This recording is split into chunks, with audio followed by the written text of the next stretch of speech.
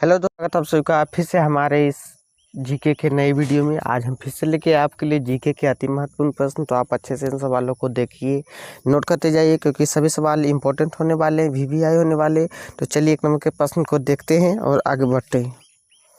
एक नंबर का प्रश्न कर रहा है कि ऑस्टियोलॉजी में किसका अध्ययन किया जाता है, यानी ऑस्टियोलॉजी में किसका अध्ययन किया जाता है। तो आपके ऑप्शन से ए बीजों का, बी कीड़ों का, सी हड्डियों का, डी मछलियों का। तो आपका सही जवाब हो जाएगा ऑप्शन सी हड्डियों का, यानी ऑस्टियोलॉजी में जो है हड्डियों का अध्ययन किया जाता है। अगला सवाल देखते हैं। अगला सवाल करा कि नादिर शाह ने भारत पर आक्रमण कब किया था। जो नादिर शाह है उसने भारत पर आक्रमण कब किया था। तो आपके ऑप्शन से ए 1735 ईस्वी, बी 1736 ईस्वी, सी 1739 ईस्वी, डी 1752 ईस्वी। तो आपका सही जवाब हो जाएगा ऑप्शन सी 1739 ईस्वी को नादिर शाह ने भारत पर आक्रमण किया था। अगला सवाल देखते हैं।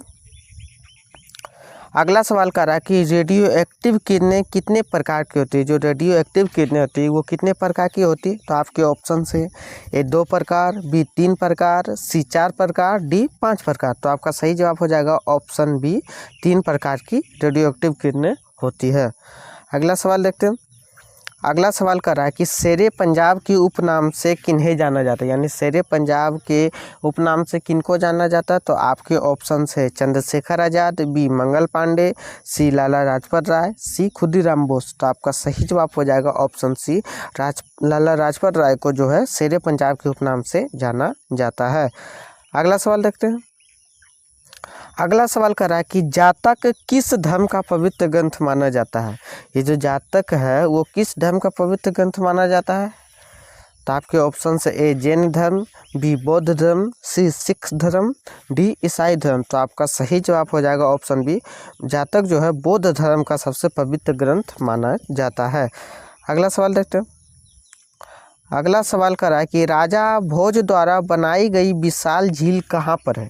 जो राजा भोज के द्वारा बनाई गई थी सबसे विशाल झील वो कहाँ पर स्थित है। तो आपके ऑप्शन से भोपाल, बी लखनऊ, सी उड़ीसा, डी झारखंड। तो आपका सही जवाब हो जाएगा ऑप्शन ए भोपाल में, यानी राजा भोज के द्वारा बनाई गई झील वो भोपाल में स्थित है। अगला सवाल देखते हैं। अगला सवाल कह रहा है कि पृथ्वी की क्रोड की त्रिज्या कितनी है। जो पृथ्वी की क्रोड है उसकी त्रिज्या कितनी है। तो आपके ऑप्शन से 3400 किलोमीटर, बी 3500 किलोमीटर, सी 3600 किलोमीटर, डी 3700 किलोमीटर। तो आपका सही जवाब हो जाएगा ऑप्शन है 3400 किलोमीटर जो है पृथ्वी की क्रोड की त्रिज्या है। अगला सवाल देखते हैं। अगला सवाल कर रहा है कि ऋग्वेद में सबसे पवित्र नदी कौन सी है। जो ऋग्वेद है, वेद है 4 वेद, उसमें से एक ऋग्वेद है, उसमें सबसे पवित्र नदी कौन सी मानी गई। तो आपके ऑप्शन है गंगा नदी, बी यमुना नदी, सी भागीरथी नदी, सी सरस्वती नदी। तो आपका सही जवाब हो जाएगा ऑप्शन डी, सरस्वती नदी को जो है ऋग्वेद में सबसे पवित्र नदी मानी गई है। अगला सवाल देखते हैं। अगला सवाल कर रहा है कि हरिप्रसाद चौरसिया किसका प्रसिद्ध वादक है। जो हरिप्रसाद चौरसिया हो किस यंत्र का प्रसिद्ध वादक माने जाते हैं। तो आपके ऑप्शन है ए तबला, बी ढोलक, सी बांसुरी, डी गिटार। तो आपका सही जवाब हो जाएगा ऑप्शन सी बांसुरी का जो है हरिप्रसाद चौरसिया सबसे प्रसिद्ध वादक माने जाते हैं। अगला सवाल देखते हैं। अगला सवाल कर रहा है कि विजय घाट किस नदी के किनारे स्थित है। जो विजय घाट है वो किस नदी के किनारे स्थित है। तो आपके ऑप्शन है गंगा, बी यमुना, सी ब्रह्मपुत्र, डी गंडक। तो आपका सही जवाब हो जाएगा ऑप्शन बी, यमुना नदी के किनारे जो है विजय घाट स्थित है। अगला सवाल देखते हैं।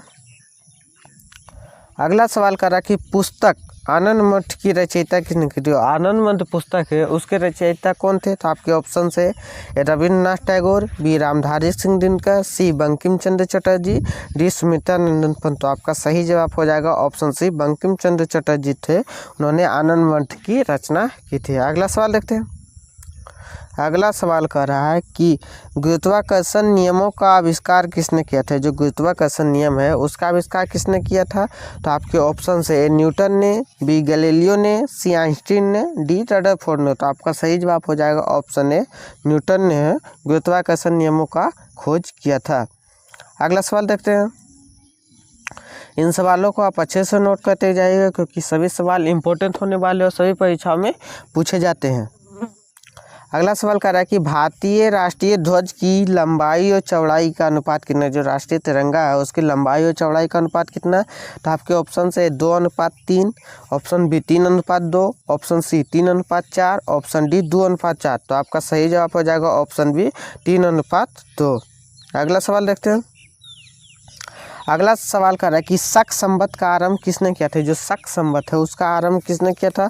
आपके ऑप्शन से अशोक ने, बी हुमायूं ने, सी अकबर ने, डी कनिष्क ने। तो आपका सही जवाब हो जाएगा ऑप्शन डी कनिष्क ने जो है शक संवत का आरंभ किया था। अगला सवाल देखते हैं। अगला सवाल कर रहा है कि सबसे न्यूनतम तरंग दैर्घ्य किस रंग का होता है। सबसे न्यूनतम तरंग दैर्घ्य किस रंग का होता है। तो आपके ऑप्शन से लाल रंग, बी बैगनी रंग, सी हरा रंग, डी सफ़ेद रंग। तो आपका सही जवाब हो जाएगा ऑप्शन बी बैगनी रंग का जो है तरंग दैर्घ्य सबसे निम्न होता है यानी कम होता है। अगला सवाल देखते हैं। अगला सवाल कर रहा है कि जंतर मंतर का निर्माण किस शासक ने करवाया था। जो जंतर मंतर है दिल्ली में स्थित, तो उसका निर्माण किस शासक ने करवाया था। तो आपके ऑप्शन से राजा जय सिंह, बी अकबर, सी शाहजहां, डी औरंगजेब। तो आपका सही जवाब हो जाएगा ऑप्शन ए राजा जय सिंह ने जंतर मंतर का आविष्कार करवाया था। अगला सवाल देखते हैं। अगला सवाल कर रहा है कि बेलूर मठ के संस्थापक कौन थे। जो बेलूर मठ है उसका संस्थापक कौन थे। तो आपके ऑप्शन से ए वासुदेव, बी दयानंद सरस्वती, सी स्वामी विवेकानंद, ऑप्शन डी राजा राम मोहन राय। तो आपका सही जवाब हो जाएगा ऑप्शन सी स्वामी विवेकानंद ने जो है बेलूर मठ के संस्थापक थे। अगला सवाल देखते हैं। अगला सवाल कर रहा है कि मानव नेत्र के लिए स्पर्श दर्शन की न्यूनतम दूरी कितनी। मानव नेत्र के लिए स्पर्श दृष्टि की न्यूनतम दूरी कितनी। तो आपके ऑप्शन है ए 20 सेंटीमीटर, बी 22 सेंटीमीटर, सी 25 सेंटीमीटर, डी 27 सेंटीमीटर। आपका सही जवाब हो जाएगा ऑप्शन सी 25 सेंटीमीटर। अगला सवाल देखते हैं। अगला सवाल कर रहा है कि शालीमार बाग की स्थापना किसने की थी। जो शालीमार बाग है उसकी स्थापना किसने की थी। तो आपके ऑप्शन से जहांगीर, बी शाहजहां, सी औरंगजेब, डी हुमायूं। तो आपका सही जवाब हो जाएगा ऑप्शन बी ए जहांगीर ने शालीमार बाग की स्थापना किया था। अगला सवाल देखते हैं। अगला सवाल कर रहा है कि भारत का एकमात्र राज्य जो केशर उत्पादन का, भारत का कौन ऐसा राज्य है जो एकमात्र केशर उत्पादन करता है। इसका जवाब आप लोग हमें कमेंट करके जरूर बताइएगा। अगर वीडियो अच्छा लगे तो वीडियो को लाइक और चैनल को सब्सक्राइब जरूर करें, ताकि इस तरह के वीडियो में आप तक लेके आते रहे। तब के लिए जय हिंद। मिलते हैं अगले वीडियो।